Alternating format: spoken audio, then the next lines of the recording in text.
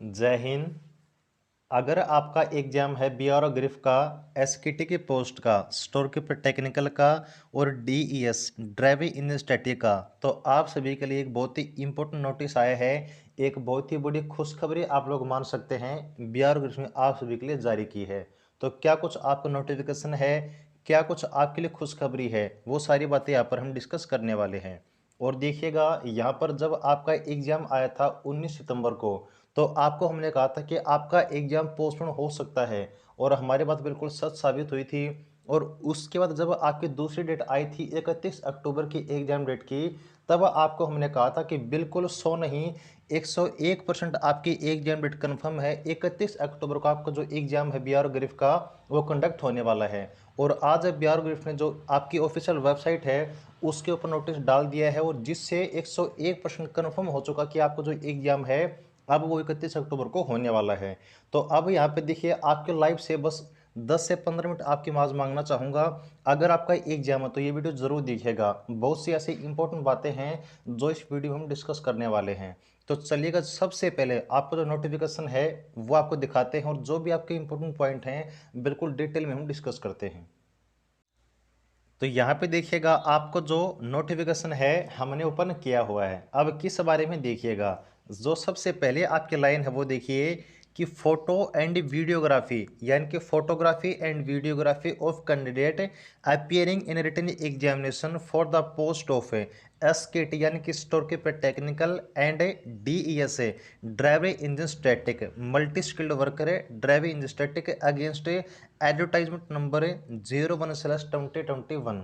तो अब यहाँ से देखिए, जो सबसे बड़ी एक शुरुआत है ना, बीआरओ ग्रिफ के द्वारा आपके लिए की गई है। और ये जो शुरुआत है, आप लोग मान सकते हैं कि आपके जो ऑनलाइन एग्जाम होते हैं ना, वहाँ पर भी इतनी जो एक बिल्कुल सेफ प्रोसेस आपकी हम कह सकते हैं, वहाँ पर भी आपको देखने को नहीं मिलती है, जो कि आपको इस बीआरओ ग्रिफ के ऑफलाइन भर्ती में देखने को मिल रही है। यानी कि आपकी भर्ती में कोई गड़बड़ी न हो, आपकी भर्ती में कोई फ्रॉड न हो, जो आपका सिलेक्शन है बिल्कुल प्योर सिलेक्शन हो, उसके लिए बीआर ने यहाँ पे एक शुरुआत की है। और वो शुरुआत क्या है, वो शुरुआत है फोटोग्राफी एंड वीडियोग्राफी। अब यहाँ से क्या होगा कि एग्जाम में आपको जो एक पॉसिबिलिटी होती है ना फ्रॉड होने की, किसी एक कैंडिडेट की जगह दूसरे के एग्जाम देने की, या फिर कुछ ऐसे फ्रॉड जो आप लोग समझ सकते हैं एग्जाम में होने का चांस होते हैं, अब वो 1% में उम्मीद नहीं है। क्यों नहीं है? क्योंकि हर एक स्टेप पर जब आप सेंटर में एंट्री करेंगे ना, वहां पर एंट्री से लेकर और जब आप एग्जाम देकर बाहर निकलेंगे, हर एक चीज की आपकी फोटोग्राफी प्लस में आपकी जो वीडियोग्राफी है वो आपकी शूट की जाएगी, जिससे आप लोग खुद समझ सकते हैं कि आपकी जो फ्रॉड की पॉसिबिलिटी है वो 1% ही नहीं बनती है। तो अगर आपका एग्जाम है ना, मैं आपको कसम से बोल रहा हूँ, बिया और गिरफ्त की अगर आपका एग्जाम है, तो इससे अच्छा मौका लाइफ में आपको बिल्कुल कभी नहीं मिलने वाला है। क्योंकि अगली भर्ती कब आएगी, उस भर्ती में आपका एडमिट कार्ड आएगा या फिर नहीं आएगा, कोई कुछ नहीं जानता है। अगर आपका एग्जाम है, मौका मत जाने दीजिए। अगर आपका एग्जाम है, बिल्कुल अपनी पूरी जी जान लगा दीजिए, ये लास्ट मौका आप लोग समझ के चलिएगा। इसके बाद अगले देखिएगा, यहाँ पर क्या नोटिस आपको बताया गया है वो देखिए। यहाँ पे देखिए, जो आपका पॉइंट नंबर 1 है उसमें क्या कुछ कहा गया है। Candidates who have shortlisted for appearing in written examination to be scheduled on 31 October 2021 are requested to be report to their allotted centre sharply at 8:30 AM।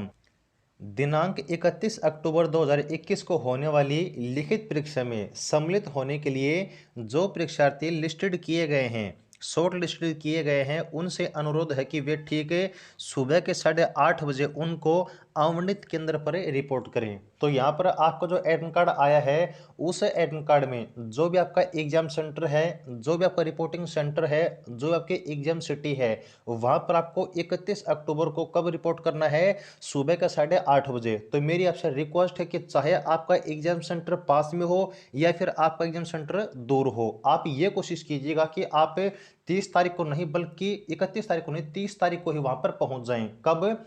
30 तारीख को, 30 अक्टूबर को, ताकि आपका जो एक सेंटर है वो दूर हो या फिर पास हो, आपके लेट होने का चांस से न बने। क्योंकि अगर आपका एग्जाम छूट जाता है और आप वहां पर पहुंच जाते, तो उसका जो दुख होगा ना, उसकी कोई आपकी एक्सपेक्टेशन नहीं कर सकता है।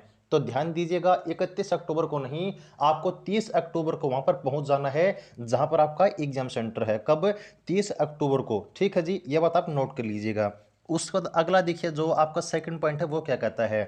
candidates are required to bring a original admit card in which a photograph is already affixed along with the revised admit card and photo identity proof such as Aadhaar card, driving license and voter ID for identity of the candidate। कि परीक्षार्थी अपने साथ मूल प्रवेश पत्र जिसमें photo चिपकाया हुआ है संशोधित प्रवेश पत्र के साथ लाएं तथा परीक्षार्थियों के पहचान के लिए फोटो पहचान पत्र जैसे कि आधार कार्ड, ड्राइविंग लाइसेंस या फिर वोटर पहचान पत्र आप जरूर साथ लेकर आएं। तो अब जो सबसे बड़ा डाउट था कि एग्जाम के दिन हम डॉक्यूमेंट कौन से लेकर जाएं, तो अब देखिए कौन कौन से लेकर जाने हैं। सबसे पहले आपको जो एक डॉक्यूमेंट है वो आपका जो 19 सितंबर की एग्जाम के लिए आपका एडमिट कार्ड आया था ना, वो एडमिट कार्ड आपको लेकर जाना है। वो सबसे इंपॉर्टेंट है, आपको भूलना नहीं है। ठीक है जी। उसके बाद आपका सेकंड डॉक्यूमेंट कौन सा है? कुछ ऐसे कैंडिडेट हैं जिनका एग्जाम सेंटर चेंज किया गया है या फिर जिनका अभी सेकंड लिस्ट में नाम आया है ना, तो उनके पास जो एडमिट कार्ड है जो पहले आया था वो एडमिट कार्ड प्लस में जो अब आया है वो एडमिट कार्ड, दोनों ही एडमिट कार्ड आपको लेकर जाने हैं। यह बात आप नोट कर लीजिए। ठीक है। उसके बाद नंबर 3 पे आपको एक ओरिजिनल आइडेंटिटी प्रूफ लेकर जाना है। अब वो आपका आधार कार्ड हो सकता है, ड्राइविंग लाइसेंस हो सकता है या फिर आपका वोटर आईडी हो सकता है। इन तीनों में से कोई भी एक ओरिजिनल आइडेंटिटी प्रूफ आपको लेकर जाना है। और हमारी आपकी जो एक राय है वो ये है कि आप आधार कार्ड लेकर जाइएगा, कोई दिक्कत आपको नहीं आने वाली है। ठीक है जी। तो कौन कौन से डॉक्यूमेंट लेकर जाने हैं? सबसे पहले आपका जो फर्स्ट एडमिट कार्ड था वो, प्लस में अगर आपका रिवाइज्ड एडमिट कार्ड आया है वो, नंबर 3 आपको एक ओरिजिनल आइडेंटिटी प्रूफ है। ये 3 ऐसे मेन डॉक्यूमेंट हैं जो आपको लेकर जाने हैं। अब आगे देखिए पॉइंट नंबर 3 आपका क्या कहा गया है। अब जो आपका पॉइंट नंबर 3 है ना, बिल्कुल ध्यान से पढ़ लीजिए क्योंकि यहाँ पर जो सबसे इंपॉर्टेंट बात है और अब जो आपकी एक नई शुरुआत है वो की गई है। नंबर 3 पे देखिए, candidates are to undergo photography along with admit card and photo identity proof during the written examination and department shall keep photography records of the candidate for matching verifying their identity with the original application and same shall be verified during a next phase of a requirement।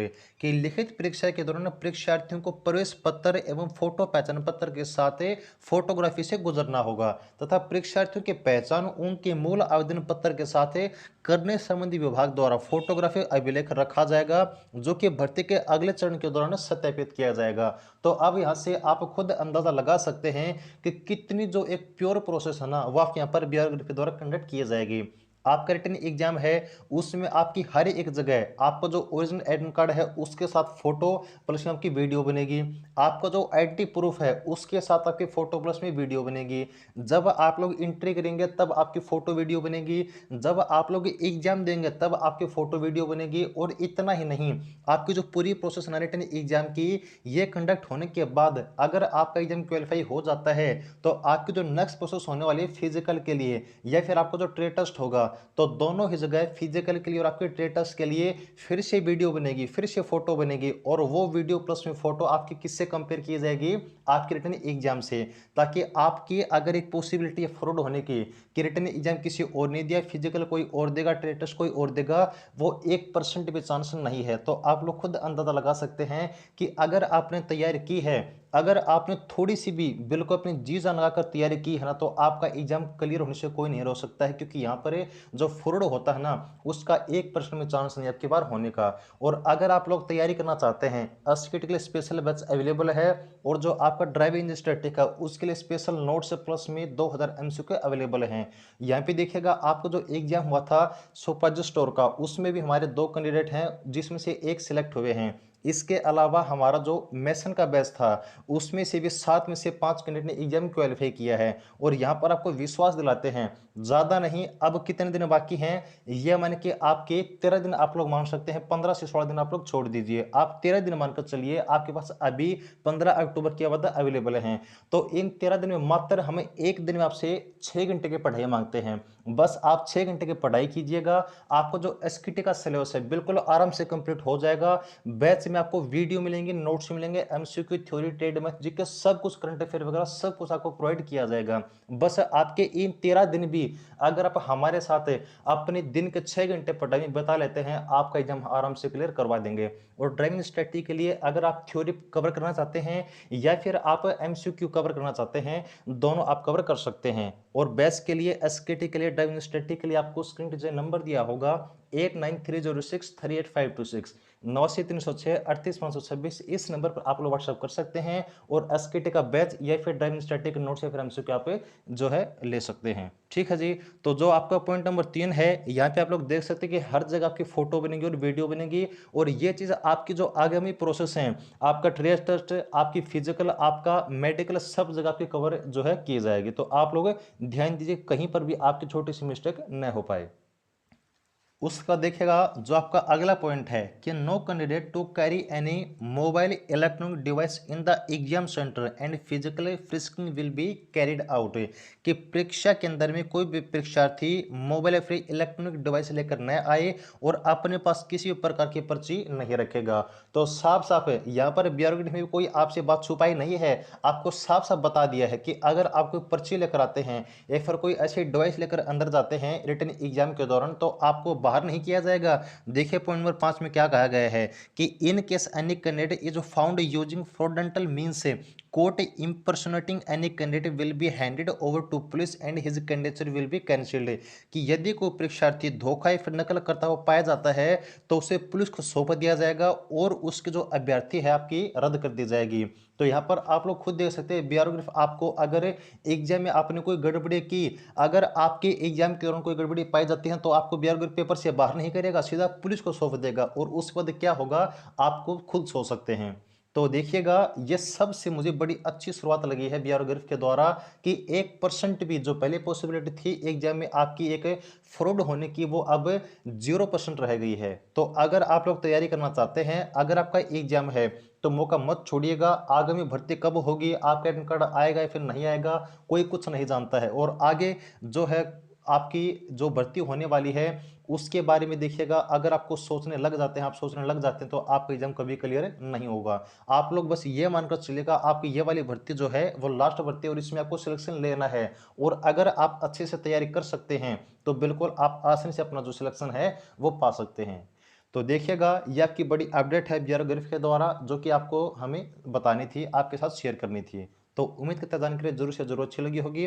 Document के बारे में को मैंने बता दिया, जो भी document आपको यहाँ पर बताए गए हैं बिल्कुल अच्छे से उसको तैयार करके ले जाइएगा और एग्जाम डेट से एक दिन पहले पहुंच जाइएगा। एक मिनट भी आपको जो है यहाँ पर एक एक मिनट आपके लिए कीमती, क्योंकि अगर रिपोर्टिंग टाइम से आप एक मिनट भी लेट हो जाते हैं ना तो एंट्री आपको नहीं मिलेगी। तो ये बात आप नोट कर लीजिएगा। ठीक है जी।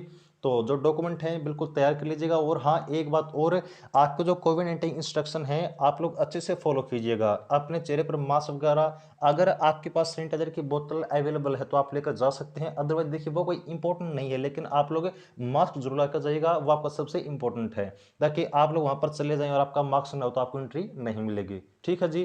तो और अपने हाथों में भी दस्ताने वगैरह पहनकर जरूर जाइएगा। तो ये कुछ आपके इंपॉर्टेंट इंस्ट्रक्शन थे, आपके कुछ इंपॉर्टेंट अपडेट थी ब्यूरोग्राफ के द्वारा। अगर एसकेटी की तैयारी करना चाहते हैं बिल्कुल आपके लिए टारगेटेड स्पेशल बैच अवेलेबल है।